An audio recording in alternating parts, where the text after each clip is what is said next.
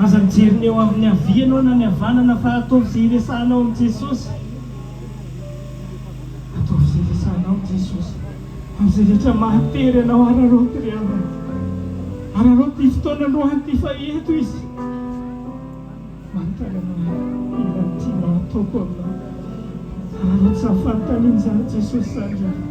Inona ny tianao ataoko aminao Jesosy androany. Izay rehetra mahatery ianao. Na aretany izany, na olany izany n'inon'inona. Eto amin'ny Jesosy androany. Fa izy manana olana. Izy manana hozaraina aminao. Ataontsika izany izy izay mahafafy.